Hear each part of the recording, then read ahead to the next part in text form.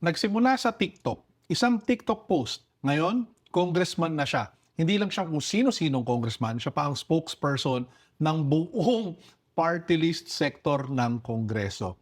Ang guest natin today is one of the most controversial, one of the most well-known, one of the most viral young politicians that we have today, a progressive labor leader who's still 29, sobrang bata pa, and yet you can clearly feel yung apoy na meron siya na gusto niya talaga ipaglaban tong pinaglalaban niya. So we will be spending the next hour talking to one of our good friends, si Congressman Eli San Fernando. So Eli, you started on TikTok calling out politicians every day, diba? And now, you're one of them. Nasa loob na. Nasa loob ka na ng sistema, nasa loob ka na ng Kongreso. So, unang-una sa lahat, meron bang mga tao na dati mong sabihin natin na roast sa TikTok na napilitan ka ngayong kamayan at sabihin, hello? Oo. And how was that? Marami yun. Pwede ba ako magpangalan? Pangalanan? Pwede, sir. Una-una si former Speaker Martin Romualdez. Talaga. Halos araw-arawin kong birahin si former Speaker Martin Romualdez. And then Deputy Speaker JJ Suarez of Quezon. And mga Revillas. Oh, wow. How was that? The unang beses nakita kayo? Very interesting dahil statesman naman sila pare-parehas. Well, siyempre. Kasi karapa. Siyempre na nagkagulatan na finally nandito ka na sa loob. Congratulations. Dahil sabi ko, election 'yun. Pwede natin isang tabi kung ano man yung mga nangyari nung election and focus sa kung saan tayo po pwedeng makapagtulungan. Work together. Pero awkward 'yun. I must admit talagang awkward at may somewhat intimidated. Kasi it was Martin Romualdez himself. In flesh. Oo nga, hindi na yung parang kausap mo lang yung camera, no? In flesh. Tapos, pero okay naman. Sabi nila, napapanood nila yung mga videos, yung mga commentaries ko. Sabi nila, ito si Eli, ang lupit nito. Napakaingay nito. Nagmumura palagi. Kami minumura nito palagi. Ngayon, nandito ka na sa loob. So, kumbaga, makilaro ka na, makiayon ka dito sa nangyayari sa loob.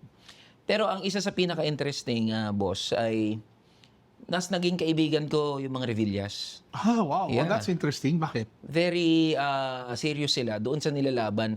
Ako, hindi ako nag-expect na magiging smooth yung relationship ko with fellow lawmakers. Hindi rin ako nag-expect na susuportahan nila yung mga advocacy ng kamagagawa. Because noong election nga, noong kampanyahan, talagang banatan. Pero isinantabi yun. Halimbawa si Congressman Jolo Revilla, sinabi niya, nasaktan talaga kami, yung pamilya namin sa mga sinasabi mo during the campaign. Pero okay lang yan, gusto kong makilala mo kami. Sinabi ko rin sa kanya, gusto ko rin na makilala niyo ako and why I'm so passionate about fighting for workers' rights. At naging kaibigan kami hanggang ngayon. Oh, no. Kaya awkward at first, intimidated, pero nakakabigla. Maraming naging kaibigan. Strange bedfellows nga. Oo nga. Pagdating talaga sa politika. No? Yes. Now, ngayon na nakaupo ka na dyan, may honorable na sa nameplate mo. Diba? May mga times ba na tinitignan mo yung Twitter account mo? Lalo na marami ka nang kakilala ngayon ng mga kapwa mong congressman. May mga times na napapatingin ka ng TikTok mo sa mga luma mong mga pinost at parang inisip mo, kailangan ko yata burahin to. Wala akong binura. Wow. Wala kaming binura, wala kaming tinake down na post. In fact, yung mga videos na nawawala sa akin dahil nare-report or may mga may mga violations sa community guidelines. Hate speech, gano'n. Pero lagi ko nilalagay, ina-appeal ko kasi palagi. Freedom of speech yan. Mismo yun. Ina-appeal ko mismo. To. Kaya nga yung ilang social media platforms accounts ko, ang daming violation. So, hindi pa malilift yung TikTok ko halimbawa, hindi pa malilift yun hanggang 2030. 2030? Oo, yung nakasulat mismo.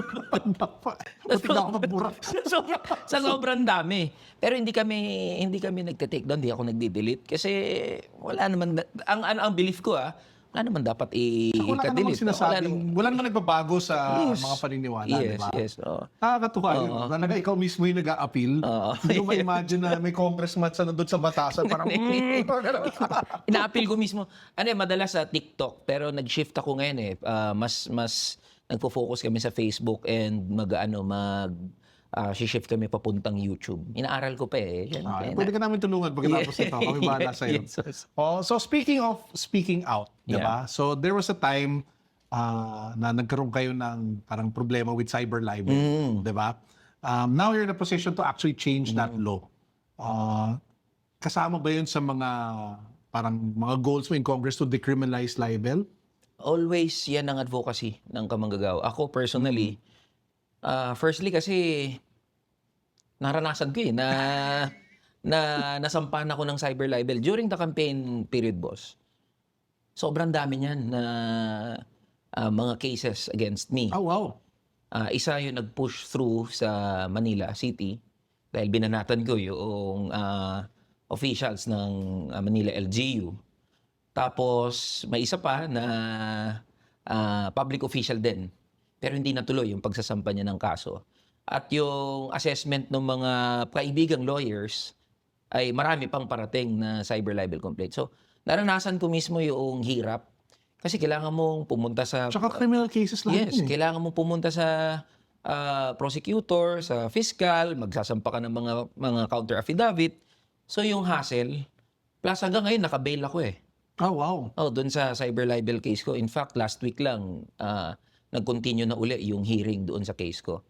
So, personal advocacy siya and advocacy rin ng kamanggagawa. Dahil we believe nagagamit talaga yung cyber libel To silence. to silence legitimate opposition and dissent.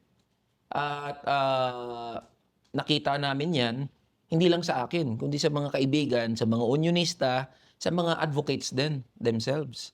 So kaya pinupush namin na talaga ma-decriminalize yung libel. Totoo, kailangan may accountability doon sa sinasabi. Kung yan naman talaga ay mapanira, pero too much Ikukulong ka. yung criminal criminal siya. charges. Pwede civil damages, pero yung criminal charge sa isang tao na nagpapahayag Lalo ng na ngayon na damdamin. social media is so proliferate. Yes. Diba? So we filed Proliferate. the resolution calling for an inquiry first. Bakit ganun yung sistema ng mga batas natin, specifically libel and cyber libel, and with the end goal yon of decriminalizing libel.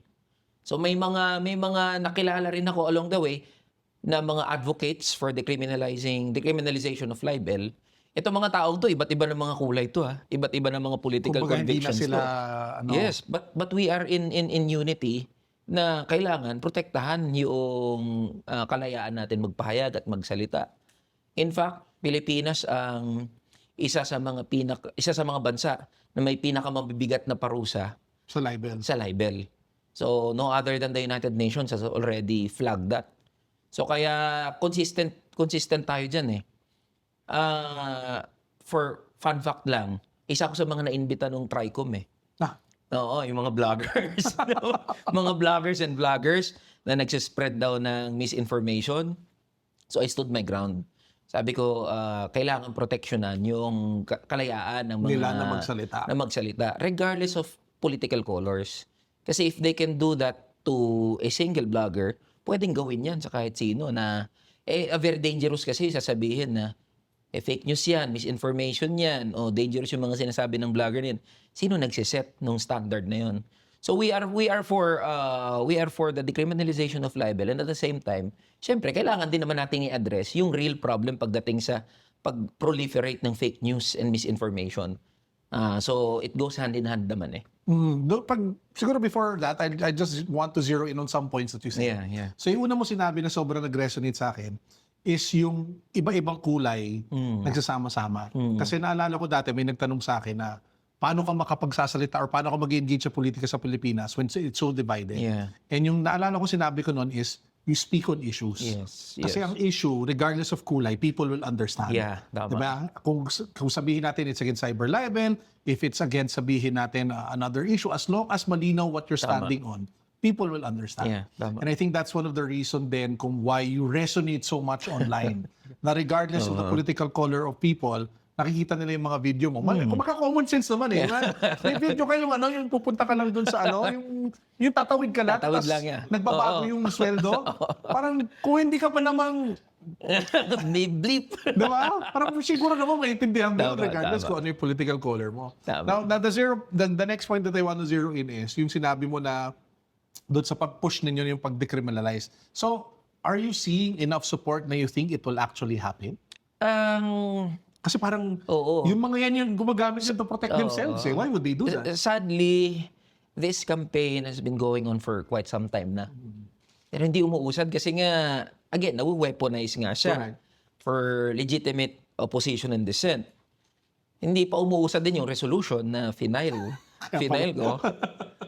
Pero tuloy-tuloy naman yung pakikipag-usap ko sa mga nandoon sa House sa mga legislators Hopefully makita nila yung merits kung bakit kailangan proteksyonan yung kalayaan natin na magpahayag. What we need is more protected speech. Correct. Especially sa political climate na meron tayo ngayon. In fact, we advocate for that. Meron kang nakikita sa lipunan natin, tingin mo may maling nangyayari, Call it out. magsalita ka. Correct. Kasi kapag pinili mo na manahimik, magpapatuloy lang yan. Kasi, kunyari, itong issue na to sa Yeah, flood control. flood control. Hindi naman to puputok ng ganito kung hindi sobrang daming exactly. taong Oo. nagreklamo. In Tama. fact, I keep telling people, I was one of the most, ano ba yung term? Basta hindi political na tao. In fact, may kumpanya kami that manages influencers and creators. Yeah. Yung lagi ko sinasabi sa kanila dati, huwag niyong patulan ng politika. Huwag niyong pasukin yan. Kasi baka ma-turn off yung brand or baka kalahati ng Pilipinas hindi na kayo gusto kagad. Pero ang na-realize ko talaga, grabe na talaga Ang lala na talaga. And Tama. parang kailangan mo na talagang magsalita. Kasi kung di ka magsalita, it's already being complicit. Tama. Umabot na sa ganung point. Pero ang na-realize ko din, nung kinausap ko yung mga ibang creators, ayaw nila magsalita kasi natatakot pala sila na baka sambahan sila Sampa ng ng kaso, kaso. yes. So nandun din yun exactly. Tama. Na it kind of stifles free speech to Yes, that point. yes. No? So we hope na yung ginagawa ninyo umusad yan. No? Now, ito interesting. Ito may nagpapatanong. Actually, nanay ko yung nagpapatanong nito. So 29 ka daw years old. Yes, She's a yes. fan, by the way. She watches your content. So sabi niya, do older congressmen actually listen to your economic arguments or they treat you down like a young kid or a freshman who doesn't know how the real world works? So, yeah. Oo. Interestingly, ito sa House kapag labor issues, lagi akong tinuturo ng mga House yun, members. naman pala Ay, labor, kaya na yan, kay kamanggagawa yan, kay Ellie yan. May issue about labor and hindi lang tungkol sa problema o reklamo Kapag meron silang mga proposals na tingin ko ba okay yung mga proposal nila, nag-uusap kami. So hindi hadlang yung edad. Pero syempre, hindi naman natin maalis kasi may mga veteran lawmakers dyan na okay, ito mas bata to si Ellie, kailangan munang matutunan paano gumalaw dito sa House. Hindi ka man inis pag narinig mo yan. Hindi naman, at hindi ko rin ganun siya karamdam. Okay. Isa pa, ang kagandahan ay it's not Ellie, hindi lang ako yan Kasi sa likod ko, may mga manggagawa, may mga experts, may mga kaibigan Correct, exactly. na nagtutulong-tulong para pag-aralan o pumosisyon dun sa mga issue. Yun yung kagandahan. At hindi kami papasok sa committee hearings or sa kung ano mang mga issue na hindi kami prepared. Laging preparado. Kasi gusto naming iparating sa mga kasamahan namin sa House, we mean business. Correct. Seryoso kami dito. Hindi kami dito nagsasalita lang for PR or propaganda purposes. We want meaningful policy reforms. And we can only do that kapag nakita nila, totoo naman pala sinasabi nito ni Ellie, hindi lang Kumbaga may galit. substance May talaga. substance. At every time na may hearing, especially sa Committee on Labor and Employment, I'm always excited to talk with not only sa mga labor leaders, not only doon sa mga constituents namin, pero even doon sa mga negosyante. In fact, lagi ko sinasabi, we are open to discussing whatever we are pushing na mga legislative agenda sa mga negosyante. At willing ako na magpalitan kami ng notes, magpalitan kami ng models. So as makita yung nila, ito bang mga sinasabi namin is viable, doable ba yan? Or at least magkaroon ng exchange Yes. of ideas where you can reach consensus. Yun yung gusto namin mangyari, na magkaroon ng bukas na usapan, avenue kung saan pwede kami makapagpalitan ng ideya at makita ano yung pwede namin pagtulungan. Dati ba walang ganon? Hindi ko naman sinasabing wala, pero super limited ng espasyo. Ngayon, at least, nasa unahan ng issue ng House, yung labor agenda. Kaya nga tuloy-tuloy ako sa pagbakbak sa administration, sa government eh. One of the highlights o examples, wala nga sa priority agenda ng current administration yung labor agenda. So, sinasabi ko, bakit hindi natin pag-usapan? Time and again, lumalabas sa mga survey, number one issue ng mga Pilipino about labor issues, sahod, presyo ng bilhin, magkakaugnay ang mga yan eh. So, totoo ba yung mga concerns? Halimbawa, ang takot kasi ng marami, pag pinag-usapan sahod, babagsak ang ekonomiya natin. Totoo ba o meron bang tuntungan yung fear na yan? O baka mamaya yung fear na yan ay walang matibay na batayan. So yun yung pinapakita namin, data, mga pag-aaral, at pinapakita namin na ang manggagawa, alam ko ano yung sinasabi. Correct. Alam ko ano yung pinaglalaban niya, hindi humuhugot lang sa hangin ng kung ano mang mga datos. At ayaw din naman naming sayangin yung oras ng mga nakakausap. Mga honorable. Oo, diba? Mga honorable. Ayaw namin sayangin yung oras eh. Kaya every time, especially nung nakaraang budget season, talagang pinakita yung research skills, and I'm very thankful sa mga staff at mga volunteers namin kasi nagtutulong-tulong talaga. It's a collective work. So ako gusto ko siyang ipakete na parang ako yung nagdi-deliver ng mensahe, Pero marami talaga pero kayo marami ang mga nagtutulong-tulong para ma-deliver yung message na na yun. gusto ninyong gawin. Yes. So, which brings me to a question na gusto ko sana tanong. Nagsimula ka sa TikTok. Yeah. 'Di ba na you're calling out lahat ng mga ano na yan. Pwede ba ikwento mo lang yung journey from that first TikTok Yeah. to now? Kasi ang ganda nung sinabi mo na isang buong grupo na kayo. Kita mo nga, dito yung team mo eh. Na isang buong grupo na kayo na that come up with real Yeah. policy work na seryoso that can really affect the lives of millions of Filipinos. Yeah. Pero nagsimula lahat to Oo. TikTok. Yes, So TikTok. baka pwede mo nang ikwento ano ba yung nangyari doon. Noong una talaga ayoko. Ayoko mag-TikTok, ayoko ilagay yung mukha ko sa social media platforms kasi alam ko yung repercussion yan eh. Once nag-upload ka, nandiyan na yan forever. Correct.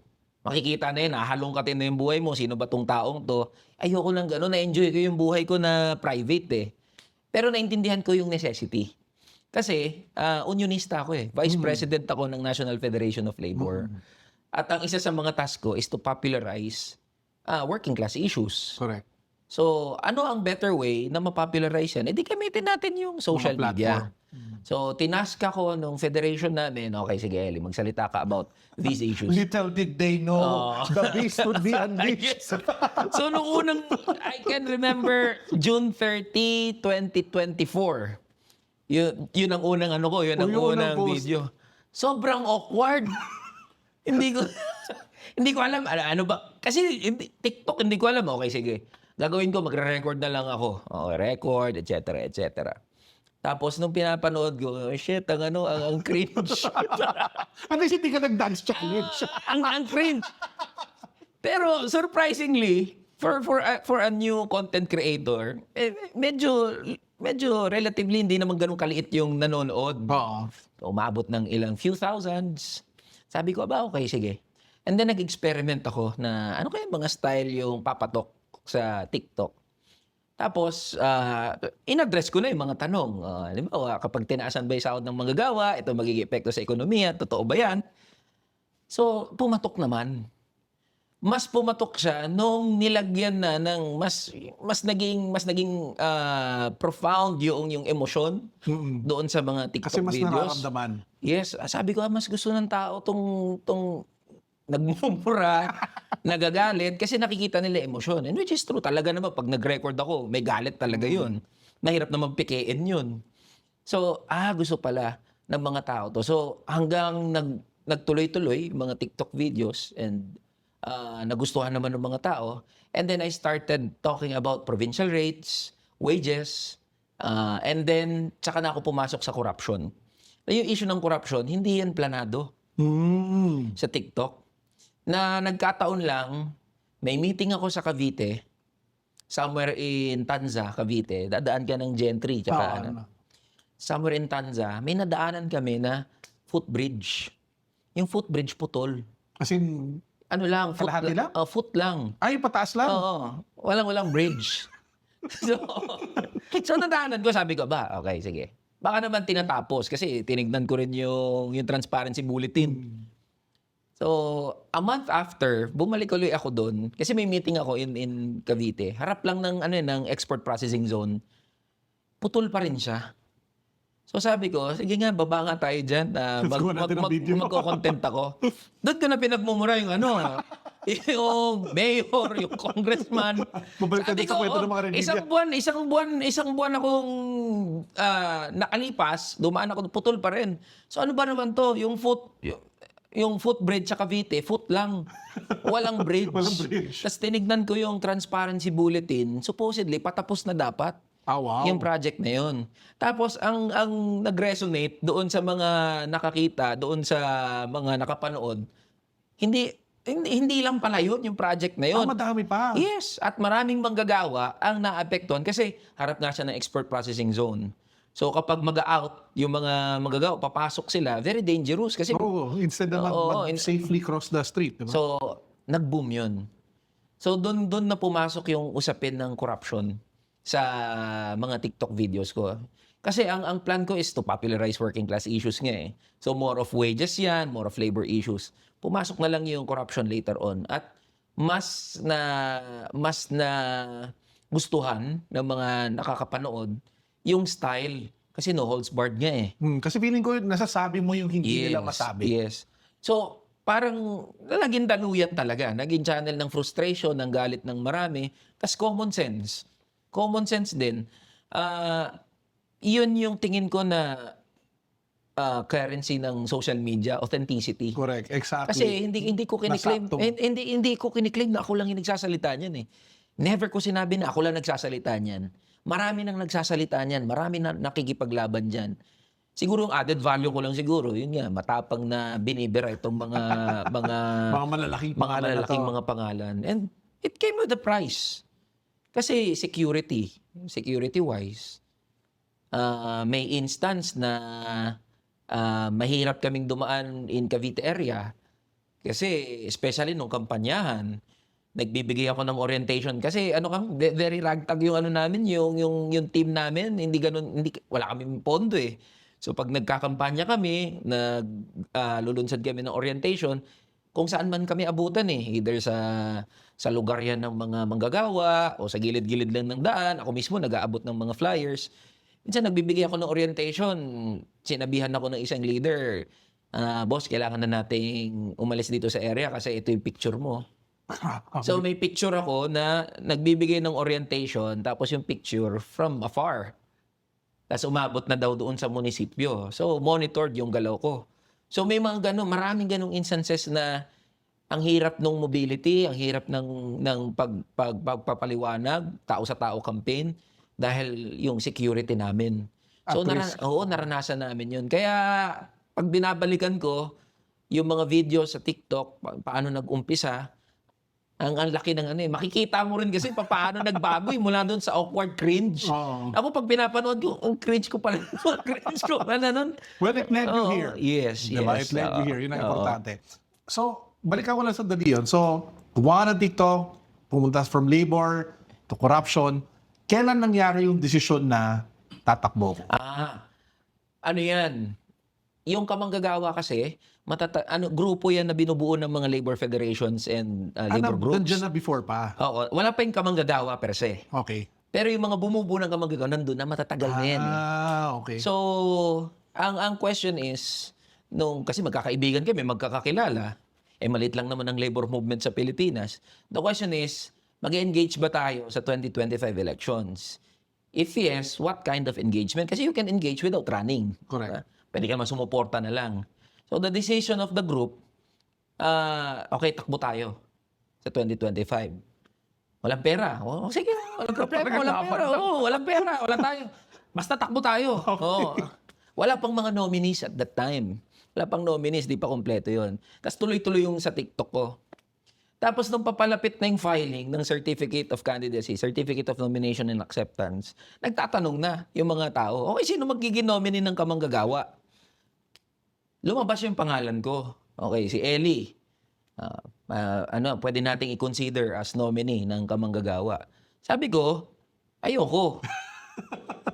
Kasi wala akong pera. Okay. At alam ko yung Trabaho, magiging trabaho. hirap niyan, Oo. magkakampanya. So okay, sige. Wala mo na, hindi mo na na-finalize. Hanggang sa online, may mga nagsasabi, ang ingay mo, Eli, ba't di ka tumakbo? Yun ang sinasabi nila, ang ingay mo. Alam mo naman pala yung mga pinaglalaban mo, ba't hindi mo i-translate yung galit mo sa social Policy. media? Oo. Pumasok ka mismo sa policy making. Di sabi ko, wala akong intention to run. Ang intention is, ano lang talaga, tawag dito, expose yung sistema, i-popularize yung issues, etc. Papalapit na ng papalapit nga yung filing. So, the Council of Kamanggagawa decided, they offered me, okay, Eli, ikaw ang common friend ng lahat. Ikaw yung common figure na kilala ng lahat ng bumubuo dun sa Kamanggagawa. Lahat sila nag-agree na ikaw ang mag-first nominee. Sabi ko, sige, ganito, tatanggapin ko ang pagna-nominee ng Kamanggagawa, pero pagtulungan natin. Kasi wala akong pera, hindi ko mapapanalo to. Kasi yun yung traditional na pagtakbo sa Pilipinas, kailangan may pera ka. Sige, walang problema, pagtulong-tulungan natin yan. Hanggang lumalakas din yung clamor online. Eli, mag-file ka. Pero syempre, may mga nagsasabi rin, kaya ka nag-iingay. Kasi tatakbo ka ng Hindi nila alam na ayaw mo election. pala talaga. Ayaw ko talaga. Kasi alam ko yung buong ano niyan, trabaho at bigat niyan. Tsaka makikita mo yung mga inaaway mo. Yes. ang takot din sa akin, personal, pag tumakbo ka, tas natalo ka, syempre, laki ng balik sa'yo nun eh. Correct. Ay, natalo ka, talunan ka pala eh. Ay, tatakbo-takbo ka, ingay-ingay ka.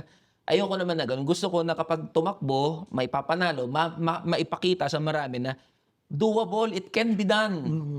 Yung kampanya ng ordinaryong Pilipino kayang magpanalo ng kandidato. That was the message. So sabi ko, okay, I'll accept the nomination as the first nominee of Kamanggagawa.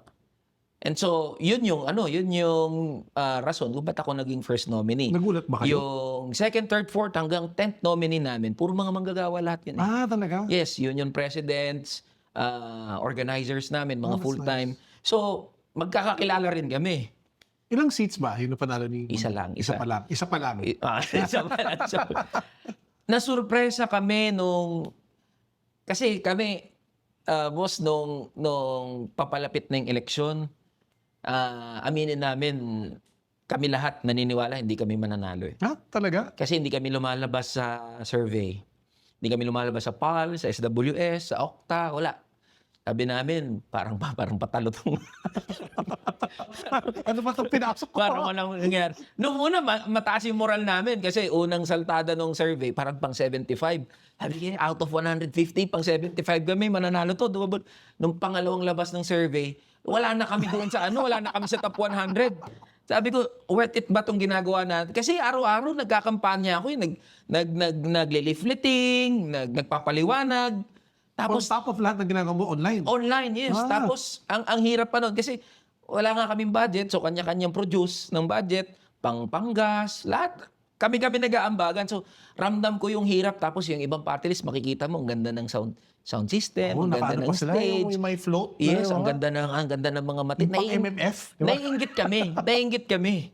In fact, naiinggit. At natatawa kami at the same time. Kasi pag magkakampanya kami, sobrang kawawa naman kung manggagawa.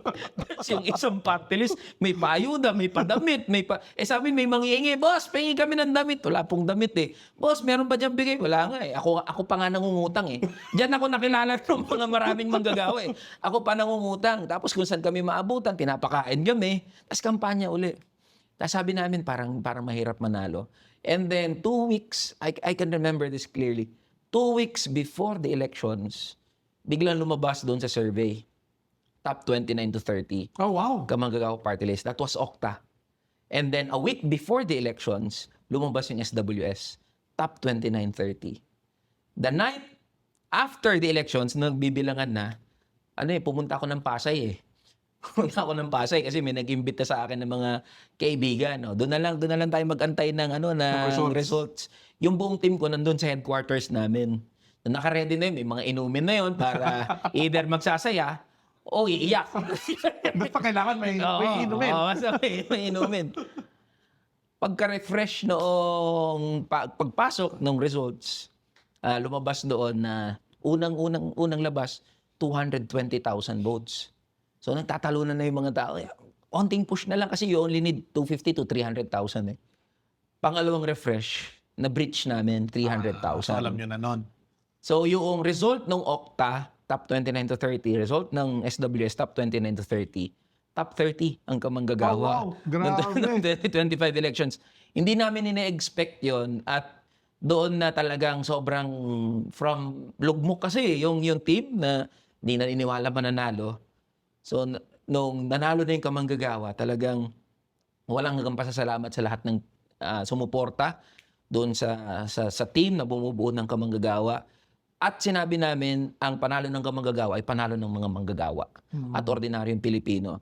It was a campaign na pinatakbo at alam namin yan, proud kami na sabihin yan, pinatakbo ng mga manggagawa mismo. Pinatakbo ng mga netizens. Pinatakbo ng mga nasa TikTok, ng mga nasa Facebook. Mga galit. Yes, ng mga galit. Marami nagsasabi, hindi mananalo, hindi posible yan. Pero yung narrative, yung message na pag pala nagsama-sama tayong mga ordinaryo, kayang-kaya pala natin makapagpanalo ng kandidato natin. At yan yung hanggang ngayon, bit-bit ko yan, na sinasabi ko sa mga manggagawa at saka mga nakakausap ko na kayo naman naglagay sa akin dito sa House, sa Kongreso. Kayo ang nagpanalo ng kamanggagawa, party list natin yan.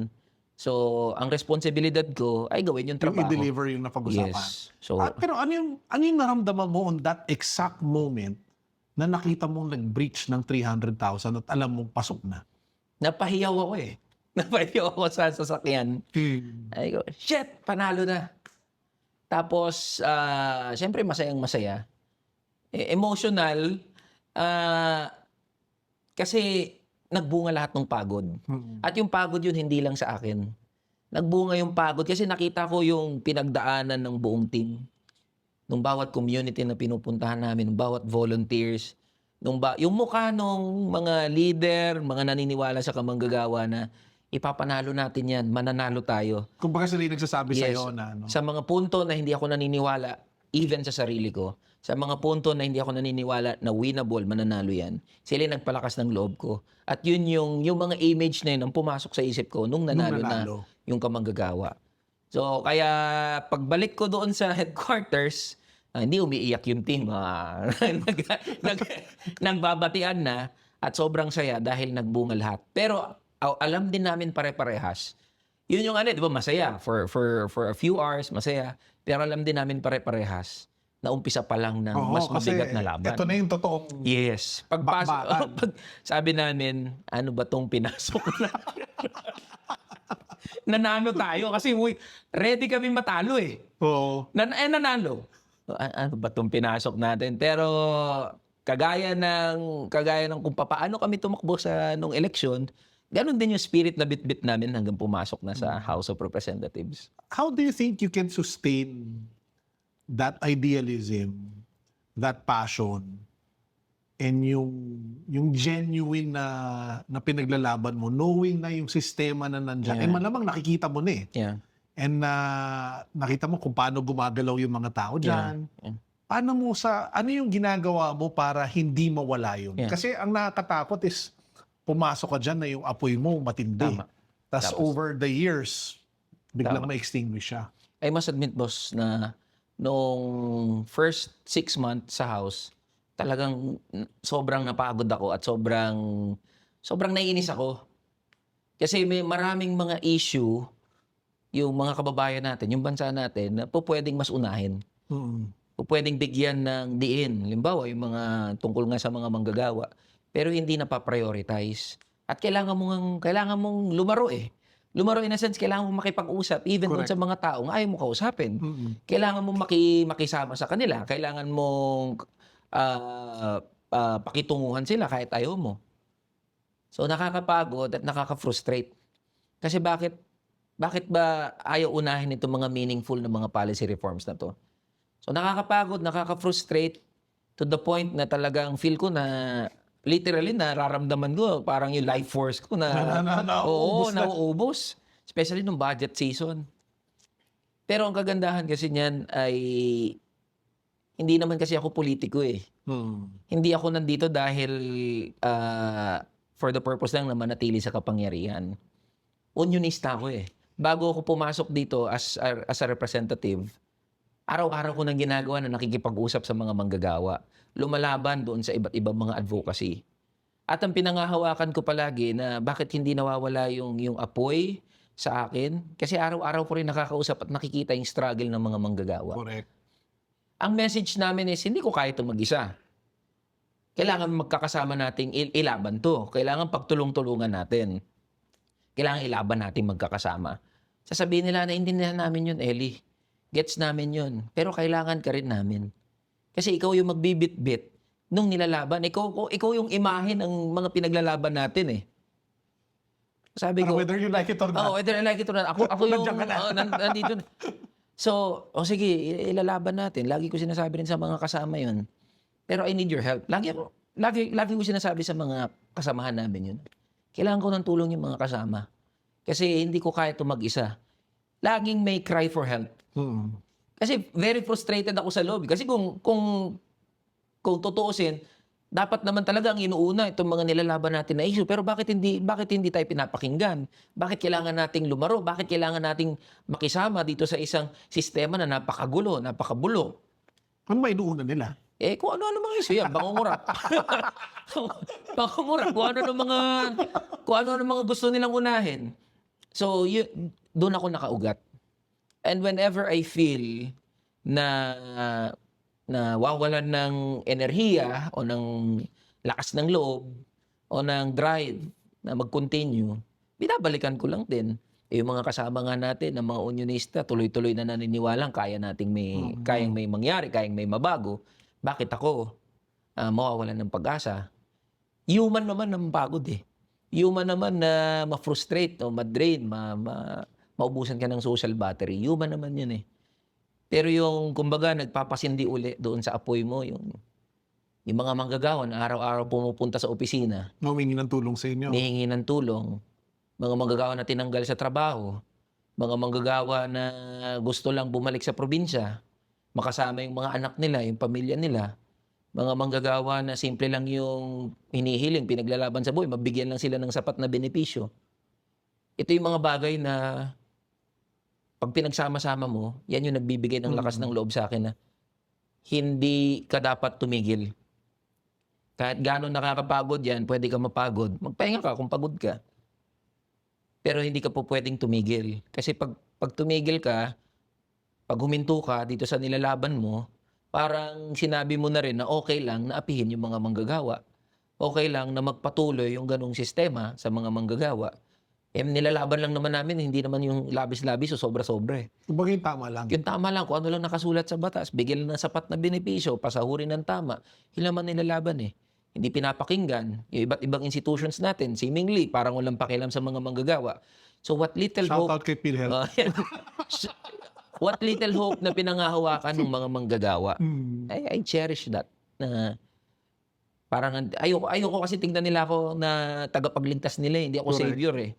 Lagi kong binabanggit sa kanila yan. Pag nagsumbong sa opisina, pumunta sa opisina, huwag niyo ako itrato bilang tagapagligtas. Hindi ko kayo ililigtas.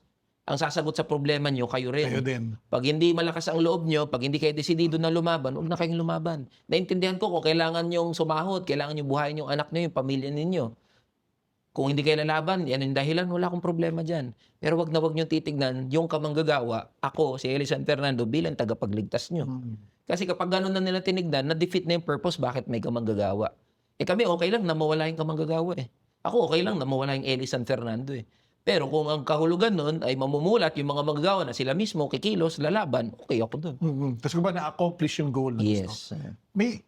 May maganda na akong gusto i-share kasi yung saktong sagot mo kung paano mo i-keep yung fire na yun yung, in the same way, yun yung sagot ng tita ko who passed away, who was serving in government, si Susan Tuts Ople, who is dati sa DMW. Yes. So si Tita Tuts, yun yung tawag ko sa kanya. Tinanong ko siya minsan dati kasi she was battling cancer. Yeah. And kitang-kita na she was having a hard time. And yet, she still pursued. And she's persisted. And lahat ng mga pwede niyang gawin, kumbaga ginagawa niya talaga. And nung time na wala siya sa posisyon, ang nakakita kasi sa tao, tsaka sa totoong kulay niya, yung pamilya. Yeah. Diba? So kami, nakikita namin siya, ginagastos sarili niyang pera para magpauwi ng mga OFW na naabuso Yeah. para mag-rent ng bahay para lang may safe house sila using her own funds. And nung tinanong ko siya minsan kung ba't niya ginagawa yun, exactly sa sinabi mo, na parang kung hindi ko gagawin to, it's as if walang may paki sa kanila. It's as if walang nagmamalasakit sa mga to. And ang ganda lang malaman na may mga tao pang ganon katulad niyo. And sana dumami pa kayo. Sana dumami pa kayo, my God. Sana pwede kitang basain ng tubig. Parang gremlin. Ano yung gremlin niya? Try pa niya tubig. Lagyan natin ng tubig, mag dumami, parang gano'n, di ba? So anyway, I just have a few more questions. yeah, okay, Medyo okay. tumatagal na tayo. Ito, mabilisan lang. Ang lima politician, if you can give me one word to describe the impact nila specifically Okay. sa Filipino worker. And syempre, sisimulan natin sa favorite flavor of the month, Romualdez. Insincere. Okay. Insincere. AKA plastic. O, sige, next. Duterte. Ayan, Duterte, bolero. Bolero. Okay lang, dugtungan kayo yun. Sige. go ahead. Kasi pinangako niya yung anti-contractualization eh. Isa sa mga niya yun, Major ano niya yun? major campaign Oo. niya. Pero pagdating sa table niya, vinito niya. O, binola niya lang, binudol niya. Bakit pa, kina-explain ba niya bakit niya vinito? Basically, pressure yun from the big, The business- big business businesses. arm, So, Next, Marcos. senior o junior? Si Junior. Inutil. Yun na yung clip namin. Kahit magmuna elaborate. Ito, interested ako. Noynoy Aquino. Noynoy Aquino, insufficient, deficient, kasi during his time, pinakamababa yung, hindi, pinakakaunti yung wage increases sa mga manggagawa. Talaga? Noong Yeah. panahon niya? Yes, yung panahon niya. Hindi ko alam yun Oo. Pero understandable naman, may mga nagde-defend kay Pinoy, pero yun talaga ang concern ng mga manggagawa. But to be fair with the Pinoy administration, yung Dole secretary during his time, Magaling. one of the progressive Dole secretaries. Okay. Yes. So, next, ito, masaya. Hindi ko alam kung dapat sabihin ko yung pansin. Si Bam Bam, Aquino. one word lang, no? Or kung gusto mo elaborate ng konti. Hindi ko pa siya nakakatrabaho. Hindi ko pa rin siya na-meet personally. Pero from what I heard sa mga friends and allies, seryoso siya doon sa pinaglalaban, sa advocacy niya. Especially sa free edu. PGMA. PGMA, nako. Ang daming kasi yan, ang daming pinatay na mga aktivista during his time, during her time. Berdugo.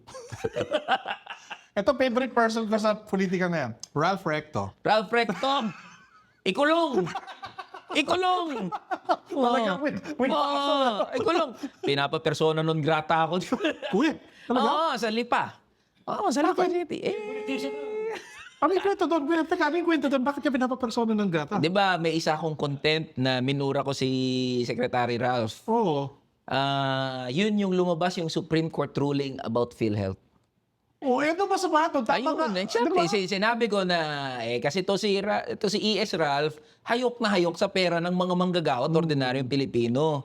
At nagtutunog siya na para bang wala siyang kinalaman dyan, in-execute niya lang kung ano nakasulat sa batas. Alam naman ng lahat ng mga tao na siya yung isa sa mga arkitekto kung bakit nalipat yung PhilHealth funds.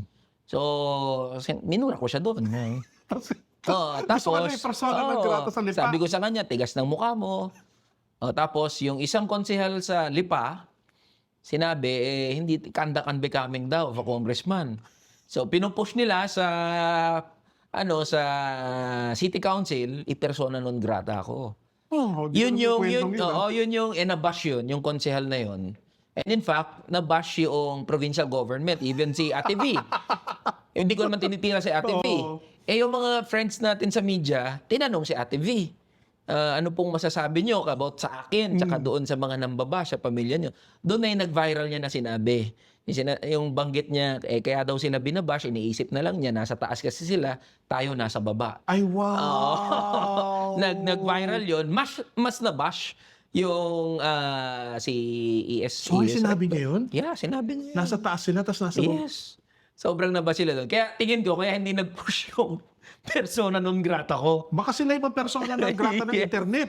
Tapos sabi ng mga Tagalipa, Hindi naman talaga pupunta yan si Kong Eli, si Eli dito sa Lipa. Pagka-traffic dito, tsaka hindi daw masarap yung lomi. Sabi sabi ng mga taga-Lipa to Sabi ko, okay, sige. Pero persona non grata o hindi, pupunta pa rin ako doon. Tsaka masarap ang lobby doon, ha? Oo. Siyempre, yun ang stuck sa ulo. Masarap yung lobby doon. Tapos ko nakakatawa naman yung kwento na yan. Hindi ko nakakala na gano'n pa pala sa gano'n. Binantaan pa ako na may ethics din daw ako eh. Uwe? Yes. Sabi nung konsehal na yun na nagpapapersona non grata, ang banggit niya is from City Council ng Lipa to the provincial government at may magsasampa rin daw ng ethics sa akin. Winelcome ko naman lahat. Gladly, wala naman. Parang sanay na to sa lahat ng reklamo tsaka kaso, no? Pati ethics complaint. Parang gano'n ka na in open arms. Speaking of ethics complaint, Kiko Barzaga. Kiko, unique. Ang hindi nagigets ng marami kay Kiko, I don't agree with whatever he's saying and whatever he's doing. Pero what you see is what you get. Si Kiko, kung ano maisip niya at the Ayun, moment, sabihin niya. yun ang sasabihin at yun ang gagawin niya. Walang preno. Walang preno. Ano siya, walang restraint. Walang restraint. Pero grabe ang self-awareness ni Kiko. So, alam naman niya yung mga pinagagawa niya eh. Alam niya yung repercussion ng mga sinasabi niya. So, he's unique. Nung nagkita nga kami, napag-usapan namin yun. Nag-ano kasi, nag-arnis tsaka nagfe-fencing. Yan si Kiko. So, iniimbitan niya ako. But he's unique in his own way. Magpe-fencing kayo. Fencing, ha? Kayong dalawa. Mag-start mo na kayo. Iba yun. Yung pala yung rason. Mag-start mo na kayo. Airsoft. Ang ano yun. Tapos fencing daw siya. Kasama niyo si Leandro nun, di ba? Oo. Ano yung pala? Ano nangyari doon? Oo, yan. Maganda yan. Isa yung sa mga tanong, ano nangyari doon? Paano kayo nagsama sa sinira niyo? Yung, ano ba yung naging term? You broke the internet with that picture. Sabi nga, gumbursa daw eh. Oh. Sabi ko, basta ako ayoko magarote. Kung gusto nila magarote, bahala sila sa Pero buhay paano nila. nangyari sino nagyaya? Hindi siya planado. Pero may GC kaming tatlo. Pangalan ng GC trio. So, sabi ko, ay, sinong available by this time, by this day? Apparently, available kami pare-parehas. Tapos si Leandro, dahil libre yan. Kung ikaw naman, libre na yan eh. Punta kami doon, nakita kami sa may Alabang. Tapos ang pinag-usapan lang namin, anything under the sun. Malinaw kasi sa aming tatlo na magkakaiba kami. Alam namin pare-parehas yun, yung fundamental political At least may differences self-awareness namin. kayong tatlo. So sabi ko, hindi naman tutungkol sa hindi natin maitatabi yung mga pagkakaiba natin. Imposible yan. Si Leon may sarili, si Kiko may sarili, ako may sarili. Pero whether we like it or not, kailangan nating mag-usap at magkwentuhan dahil tayo yung kinukonsider na pinaka-maingay and perhaps the most controversial neophytes. Oo. So, Wala naman yata ko kontra doon. Oo. Nung nag-usap-usap kami, okay, sige. Ano mga common issues natin? Common issues namin, yun, freedom of speech. That's good. Freedom of speech, transparency, tsaka anti-corruption. The rest, yung mga pagkakaiba-iba, hayaan lang. Pero marami tumawag sa akin nun. Oh, I'm sure. Sabi, Eli, bakit mo kasama yung dalawang yan? Ang daming. Mula sa manggagawa side. Mga kaibigan. So, mga progressive, sa iba't ibang mga groups, may mga tumawag. Ba't mo kasama yung dalawang yan? Huwag kang nadidikit dyan sa dalawang Huwag kang yan. magpagamit. Oo, ganun. Sabi ko, sino ba dapat mag-determine sino ang pwede kong kasama kumain o hindi? Harmless naman yun. Sabi nila, optics kasi mahirap na ma-associate ka with them, ganyan. Nilibre lang naman ng lunch. Nag-usap-usap. Malinaw naman sa amin tatlo na hindi naman... Tsaka iba-iba kayong mga pinaglalaban. Hindi naman din effort yun na bumuo ng parang clique o ng group na tatawagin niya.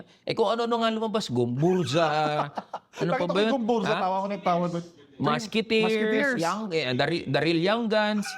And from all different political convictions, may mga nambabash sa akin, may mga sumusuporta. Maraming picture ang ginawa, krinap ako. Oo. Bakit ka krinap? Ang tunay lang daw na bayani ng kabataan niya yon, si Kong Kiko at si Kong Lebiste.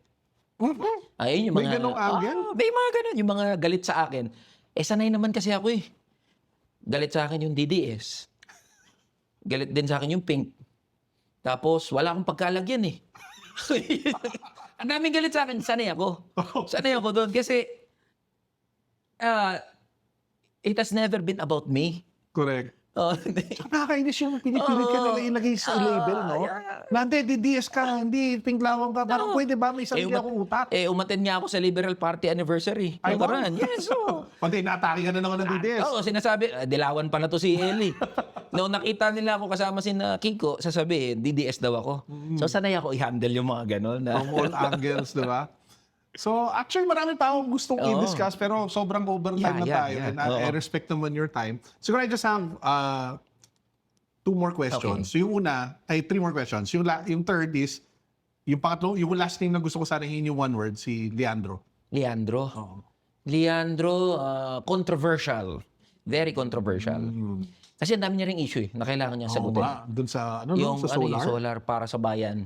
Dami niyang kailangan sagutin doon. And I believe he welcomes yung inquiry na gagawin ng House. Kasi ako, kung ako tatanungin tungkol sa dapat bang imbestigahan si Leandro, dapat. Dapat siya imbestigahan because that's the proper platform and avenue for him to clear his name. Correct. Kasi kung na-clear niya pangalan hindi niya doon, biro yun yun eh. Yung nabigyan ng Yung franchise, hindi biro yun. At bilyon-bilyong piso pinag-uusapan natin. Correct. Okay. So, yung second to the last question natin, medyo mabigat pa rin. You proposed a resignation pay act. Yeah. Oo. Why should a company pay someone who chooses to leave? Give us a 30-second elevator pitch on how you would convince a skeptical business owner. It's about giving back. Hindi naman porket umalis doon sa kumpanya, kumbaga tapos na lahat yun eh. Ang punto dyan, yung manggagawa ay nakapag-ambag doon sa kumpanya, gaano man siya katagal nagtrabaho doon sa kumpanya na yun. Ano ba yung plano ninyo? Prorated? Parang Yeah. yun? Oo. 1 month na prorated? Parang Yes, yun. oo. Okay. So, kumbaga kung anong iniambag nung manggagawa doon sa kumpanya para lumago yung kumpanya, yun lang naman yung hinihingi eh. Yun lang naman yung nire-request natin. At kapag ang isang business establishment o employer ay nagbigay ng resignation pay sa kanyang mga manggagawa na nag-decide na magpahinga na nag-decide na umalis na, ang mensahe nun ay pinapahalagahan ng kumpanyang yun yung naiambag ng kanyang manggagawa doon sa kumpanya. Doon sa negosyo nila. Yes. So hindi naman kalabisan yung hinihingi doon sa resignation pay. So, kumusta na ba yan? Tumatakbo naman? Hindi pa. Hindi pa. Hopefully, sa chairperson natin. Sino ba chairperson nun? Si Kong Jolo Revilla. Friends na naman kayo. Diba? Chair, baka naman. Oo, baka naman. Becky naman. And siguro ito na yung last question Yeah. natin. Medyo napag-usapan natin ito kanina nung off the record. Yeah. Diba? So, 2028, tipping Ayan. point. People are saying na 2026 the tipping point for the 2028 elections. And maraming mga nagsasabi din na talaga bang you're building a labor movement? Or may mas malaki bang planong tumakbo beyond sabihin natin Congress para sa'yo? And huwag mo naman ako bigyan ng PR na answer na we will cross the bridge when we get there, ha? Una, hindi ako makakatakbo ng Senado sa 2028. Kasi 29 years old pa lang. Hindi sabi ko sa kanila. Actually, kapag sabi ko sa kanila, hindi talaga so imposible yun. Pagdating naman doon sa pagbubuo ng labor movement, talagang seryoso kami doon. Kasi that has been the message of kamanggagawa ever since. Yung mensahe na, mga boss, hindi ko kaya mag-isa to, kailangan ma-realize, maunawaan ng mga manggagawa na yung kapangyarihan nasa kamay din ng mga manggagawa. Sino ba naglalagay sa mga tao sa iba't ibang posisyon ng kapangyarihan? Yung mga manggagawa at ordinaryong Pilipino. So kung ma-realize lang ng mga manggagawa, imagine there are 51 million workers Grabe. in the formal economy alone. If that 51 million workers Just will realize. learn how to unite based on their interests, and what are their interests? Sahod, trabaho, oportunidad, pantay na oportunidad para sa lahat. Pag na-realize ng mga manggagawa na pagkaisahin yung kanyang sarili, batay dun sa mga interest na yun, hindi lang congressman kaya niyang iupo. Kaya niya Hindi lang palitan ng senador, presidente. hindi lang presidente. Kaya niyang baguhin yung isang buong lipunan. Correct. Ang problema, hindi nare-realize yan ng mga manggagawa, ng mga ordinaryong Pilipino. We have the numbers. Yung mga manggagawa may numero yan. Pero hindi sila organisado. So yun yung mensahe namin. Kailangan nating magsama-sama, kailangan nating kumilos. Kasi banggit ko nga kanina, naintindihan ko kung yung iba tinitignan nila. Si Eli kaya naman nag-iingay kasi may mga, may mga political ambitions yan. Kahit wala naman ako eh. Kahit hindi ako congressman. Kahit wala yung kamanggagawa. Nasa TikTok ka pa rin. Hindi kami takot. Hindi kami takot na hindi ako takot na mawala yung kapangyarihan. Dahil alam ko paano mabuhay na walang kapangyarihan. So hindi ako takot na hindi maging congressman. Hindi kami takot na mawala yung kamanggagawa as a party list. Dahil ang goal namin dito ay magising yung mga magagat ordinaryong Pilipino. Yun ang goal namin dito. Kaya wala rin kaming pakialam sa kulay. Wala rin kaming gusto naming lumabas doon sa mga nakagisnan na. Ang mahalaga na syempre ginagawa namin ay dapat tumawid yung mensahe sa lahat ng mga manggagawa regardless of your colors. Ito ang example na ginagamit ko diyan, boss. Halimbawa, ito, flood control scandal. Yung baha o yung dilubyo o yung anumang sakuna, pag nangyari yan, hindi naman namimili yung baha. Sinong maapektuhan eh. Hindi naman magtatanong yan. Sinong presidenteng binoto mo. Diba? Lahat tayo apektado. Same goes with the issues of workers. Regardless of your color, regardless kung anong paniniwala mo, apektado ka niyan. So we need to unite. We need to organize ourselves. At kung ang kahulugan nun ay mawawala sa picture si kamanggagawa, by all means, okay lang sa amin yun. Walang problema yun. Basta ma-achieve yung goal. Gusto namin mas dumami ang mga manggagawang magde-decide na lumahok sa iba't ibang political avenues, tumakbo sa iba't ibang level ng policy making mula sa local, national, at kung saan pa. And we will support that. Basta pinili ng manggagawa na kumilos, magkaisa, we will support them. Kaya yung mga nagsasabi, 2028, wag po kayo mag-alala. Marami akong oras na ipaglaban tong advocacy ng kamanggagawa. Uubusin ko. Ito sabi ko sa mga nagsasabi, si Eli, kaya lang kaya lang ngayon nagsasalita yan dahil may 2028. Sabi ko sa kanila, uubusin ko ang oras ko, kakakulit sa issue ng mga manggagawa sa House of Representatives. Kasi wala akong iniisip na 2028 ambition eh. At yun ang ganon sa feeling. Kumbaga na number one priority. Yes. Yun talaga. With that, maraming salamat, sir. Thank you, boss. I really enjoyed the conversation. In Thank you, fact, boss. nung tinayo ko tong podcast na to, ang una kong guest na inisip na gusto ibitahin ikaw talaga. Thank you, So maraming boss. salamat. I boss. appreciate it. Guys, make sure to check out. Alam naman nila yung social media account mo. Hindi ko na yata kailangan i-plug. But siguro yung pinaka-importanting takeaway, more than yung mga kwento na shinare, is that if you feel strongly about something, Yeah. and you're being called or led to do something, sundan ninyo. Tama. Diba? Kasi di mo ma-imagine, nagsimula sa isang TikTok. Ito na yung ending ngayon. Ikaw na yata yung service spokesperson ba yun? Ng Party List Ng Party List Coalition. Coalition. Alam mo yun?